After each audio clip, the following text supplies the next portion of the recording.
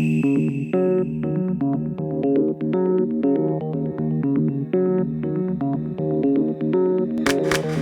11 o'clock on a Monday, and we're pulling into the parking lot of a Valley restaurant supply store. This is a busy place. Buttermilk. We see restaurant workers and owners wheeling out kitchen supplies and perishable food. Some are headed to refrigerated trucks. Others have ice chests waiting in their vehicles.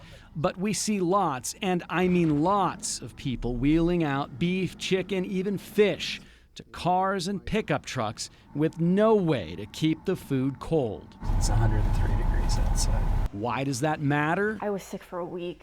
A week? It's terrible. Lily Murray had some bad beef and broccoli in February, and she says it made her sick. It was awful. I had to take so much time off work. I was throwing up in my trash can. Other people around me were just appalled at what was going on. It's just hard to control, especially when your body just rejects it. Back at the restaurant supply store, things are about to get interesting because we're going to follow some of these people, and not everyone is traveling nonstop. This guy loads boxes of beef and some kind of a beef roast into his SUV. We follow him down the freeway, off the freeway, and into a parking lot. It's 211.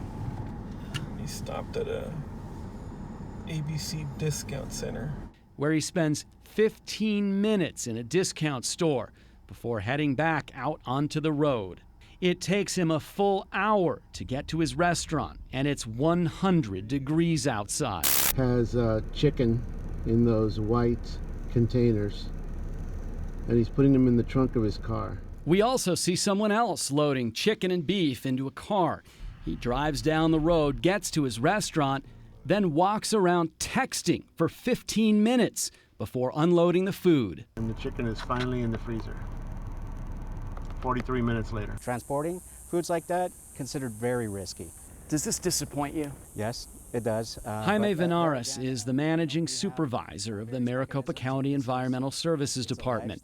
He's in charge of restaurant inspections, and he says the law states perishable food is supposed to be kept 41 degrees or colder during transport. Anything warmer and you could have bacterial growth, you could have possible contamination. So I just loaded shrimp and beef in the back of that pickup truck, and it's 103 degrees outside. Now we see beef, shrimp, chicken, and fish put into the back of an open bed pickup truck.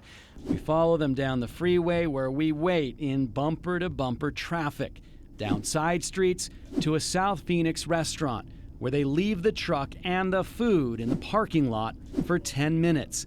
Then they're back on the road and finally end up turning into an alley. I'm walking over to where that truck pulled in. We see them unloading the food into the back of a restaurant.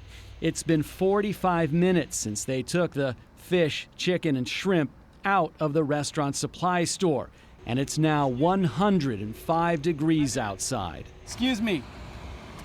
Hi there. I work for Channel 5 News. They don't want to talk. Why don't you put the food in an ice chest? It's so hot out. Hace mucho calor afuera. No answers here, but back at the restaurant supply, we see signs everywhere urging shoppers to pack their food in ice. They even offer it for free. As one of the top people in the enforcement agency, when you see people just say, I see that sign, but I'm going to do it this way anyway because I don't care. Yeah, that's sad. It's really sad when you see people behave in that manner, because not only do they put someone else's health in jeopardy, they put their own business as well in jeopardy.